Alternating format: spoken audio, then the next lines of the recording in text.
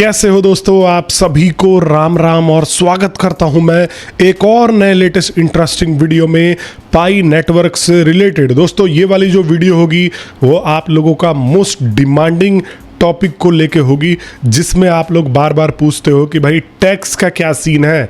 Exactly मैं पाई network के ऊपर कितना टैक्स लगेगा और कैसे टैक्स लगेगा, क्या आप लोग भी इसके अंदर फॉल करते हो नहीं करते हो, ये सारी की सारी चीज़ें क्लियर कर देने वाला हूं।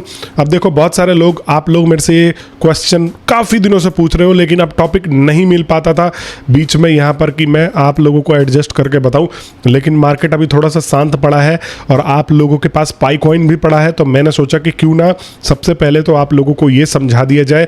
और वैसे भी यहाँ पर टैक्स फाइलिंग के डेट्स भी अब करीब आ रहे हैं, तो आपको ये चीज़ जानना है और ये ज़रूरी चीज़ करना है।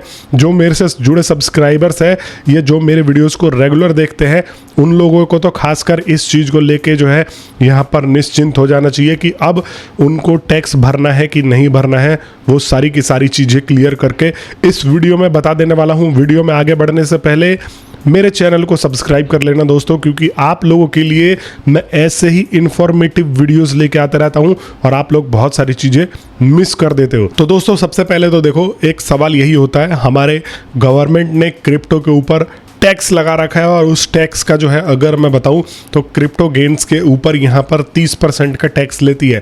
मतलब कि अगर आपने यहाँ पर 1 लाख रुपए का क्रिप्टो गेन किया तो आपको यहाँ पर 30,000 रुपये गवर्नमेंट को देना पड़ेगा।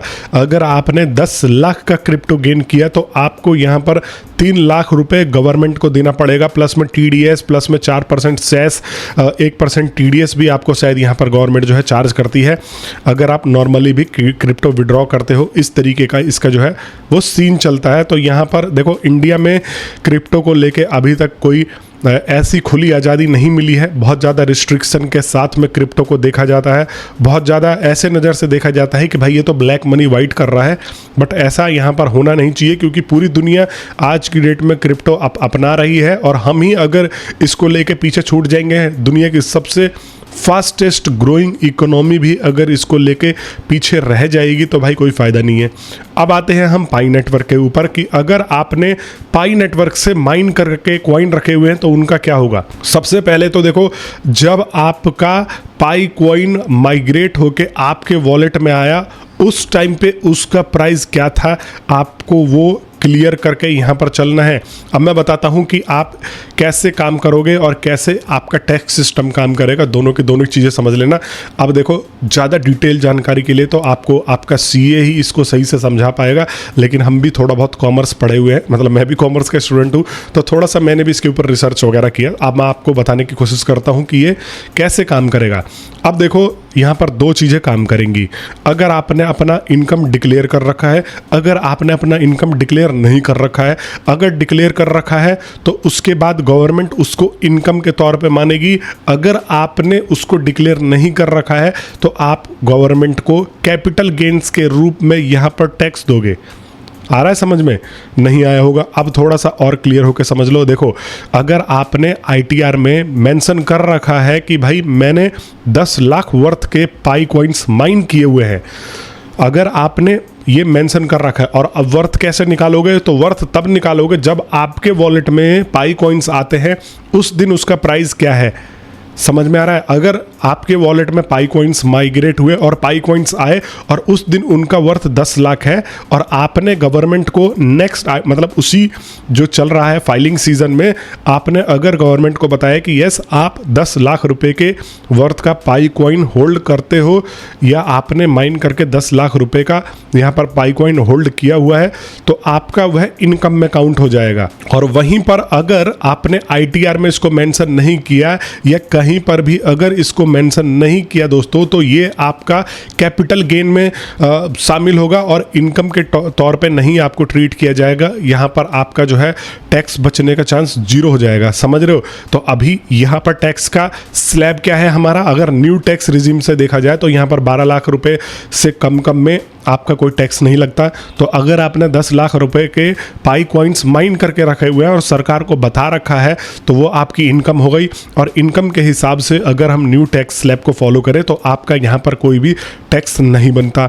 वहीं पर अगर आपने इसको गवर्नमेंट को नहीं बताया है, ITR जब आप फाइल करते हो या आप जो भी आपका CA है वो फाइल करेगा, तो आप अगर उसको बताते हो कि भाई आप इतना होल्ड करके बैठे हो, कोई दिक्कत नहीं है। लेकिन अगर आप उसको बताते ही नहीं हो तो यहाँ पर आपको सीधा सीधा कैपिटल गेन माना जाएगा, और कैपिटल गेन पे आपको 30% का टैक्स देना पड़ेगा। मतलब अगर आपने गवर्नमेंट को नहीं बताया है तो आपको यहाँ पर 30% का सीधा सीधा 10 लाख का 3 लाख देना पड़ेगा बाद में।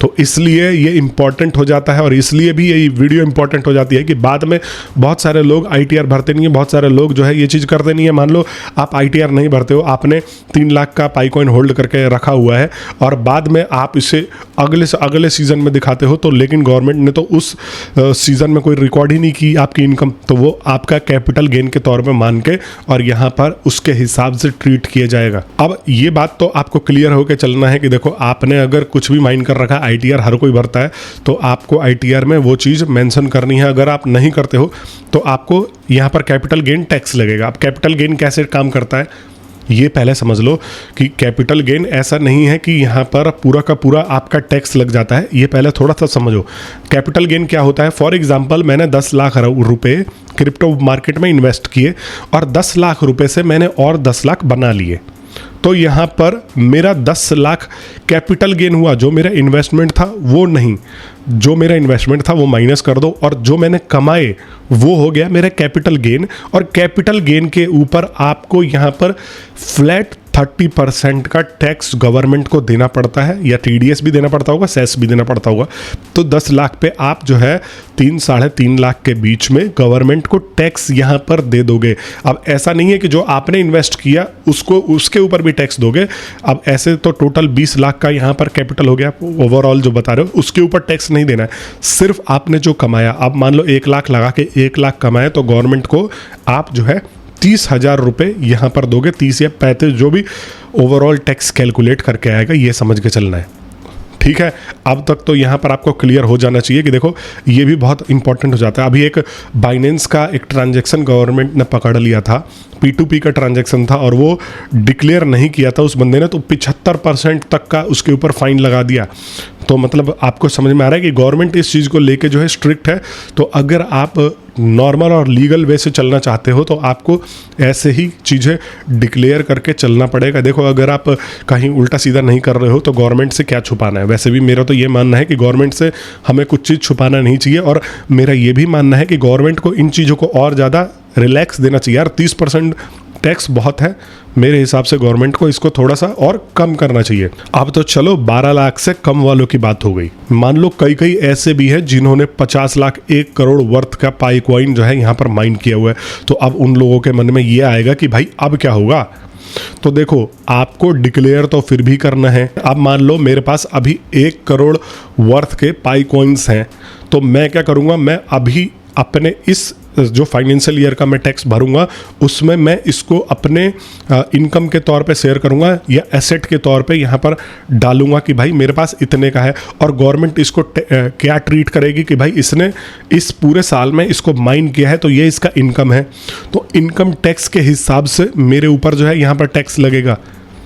1 करोड़ अगर मैं होल्ड करके बैठा हूँ तो यहाँ पर मेरे को अभी इस ईयर, मतलब जो मैं फाइल करूंगा वो 1 करोड़ मेरे इनकम में आ गए। तो इनकम टैक्स के हिसाब से मैं अभी किस स्लैब में गिर रहा हूँ, मेरे हिसाब से 30% से ऊपर में गिरूंगा। तो मेरे को यहाँ पर सीधा सीधा इनकम के हिसाब से गवर्नमेंट को टैक्स भी पे करना पड़ेगा। समझ में आ रहा है। अब आप लोगों के मन में 2 चीज़ें फिर घूम रही होंगी। वो घूम रही हैं कि भाई इस हिसाब से तो हम इसको सो ही नहीं करते, और बाद में हम कैपिटल गेन के ऊपर करके और मतलब भर के, और यहाँ पर हम जो है इसको बाद में, देखो ये मैंने एक टैक्स बताया है कि 1 करोड़ के ऊपर इतना लगेगा। अगर आप CA से कंसल्ट करोगे तो वो आपको ईजी तरीके से बताएगा। इसके ऊपर मैंने थोड़ा सा रिसर्च किया है, अब वो मैं आपको डिफ्रेंशिएट करके अभी बता देता हूँ। देखो यहाँ पर जो है ना, अगर आप अभी डिक्लेयर कर देते हो, जो भी चीज़ें कर देते हो, तो आपको करीब 20 लाख का यहाँ पर टैक्स लग सकता है, ठीक है। एक आइडिया के अनुसार। लेकिन अगर आप यहाँ पर इसको अभी डिक्लेयर नहीं करते हो और मान लो आपने अभी माइन किया और अगले साल यहाँ पर इसकी वैल्यू जो है वो 1.5 करोड़ हो गई, तो 50 लाख आपको उस कैपिटल गेन के हिसाब से भी टैक्स कैलकुलेट करके देना पड़ेगा। बट ओवरऑल अगर आप अभी डिक्लेयर कर दोगे और आप बाद में इसको कैपिटल गेन या फिर अनडिक्लेयर्ड एसेट के हिसाब से 30% इस पर टैक्स दोगे तो उसमें डबल का फर्क आ जाएगा। फॉर एग्जांपल अगर आप 20 लाख अभी टैक्स देना आपका बनता है, अगर आप इस सीजन में इसको डिस्क्लोज करके और बाकी अपनी चीज़ें कर लो, और वहीं पर अगर आप इसको डिस्क्लोज नहीं करते हो और बाद में आपको 50 लाख का और प्रॉफिट हो जाता है, तो वो सब चीज़ें कैलकुलेट करके यहाँ पर आपको ज़्यादा ही टैक्स पड़ेगा। तो इसलिए अगर आप यहाँ पर होल्ड करके बैठे हो तो इसको क्लियर करके चलो, और थोड़ा सा आप एक बार ज़्यादा अमाउंट है तो वैसे भी आपको कंसल्ट करना चाहिए आपके सीए से। वो आपको अच्छी तरीके से एक्सप्लेन करेगा कि भाई क्या आपको क्या आपके लिए वैल्यूएबल हो सकती है। बट देखो डेफिनेटली अगर आप एक लॉ वाली कंट्री में रहते हो तो आपको उस लॉ के अंडर काम करना पड़ेगा। बहुत सारे लोग ये भी कहेंगे कि नहीं जी ये चीज़ें तो गलत है, लेकिन देखो हर एक कंट्री का अपना रूल एंड रेगुलेशन होता है। यहाँ पर इंडिया का भी है तो आपको उसके हिसाब से चलना पड़ेगा। अगर आप किसी और कंट्री से हो तो आपको अपने और कंट्री का जो है रूल एंड रेगुलेशन देखना पड़ेगा, फिर उसके हिसाब से चलोगे, क्योंकि देखो बाद में चीज़ें और कॉम्प्लिकेटेड होती जाती हैं। अभी आपको थोड़ा सा एफर्ट लगेगा, थोड़ा सा अपना कैलकुलेट करोगे। अगर देखो अभी तो आपको कुछ नहीं करना, जिन्होंने 10 लाख से, मोस्टली मेजॉरिटी ऑफ जो मेरे सब्सक्राइबर है उन्होंने 10 लाख से कम का ही यहाँ पर अमाउंट होल्ड करके रखा हुआ है, तो उनको सीधा कुछ नहीं करना है।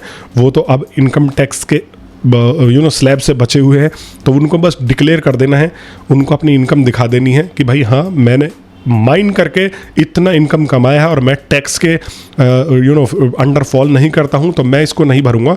बट अगर आप थोड़ा सा ऊपर हो तो आपको थोड़ा सा यहाँ पर टैक्स कैलकुलेशन और थोड़ा सा नॉलेजेबल सीए के पास जाना चाहिए, वो आपको अच्छा सॉल्यूशन यहाँ पर देके निकाल देगा। तो आ रहा है समझ दोस्तों, ये इस प्रकार से काम करता है। अभी भी आपके मन में कोई सवाल या सुझाव है तो अवश्य मेरे को कमेंट बॉक्स में दे देना। ये वीडियो थोड़ी और लंबी हो जाएगी अगर मैं इसको और डिटेल में समझाने की कोशिश करूंगा, बट मोटा मोटी तौर पे आपको जितना जानने की ज़रूरत थी वो मैंने यहाँ पर निकाल के आप लोगों को दे दिया है।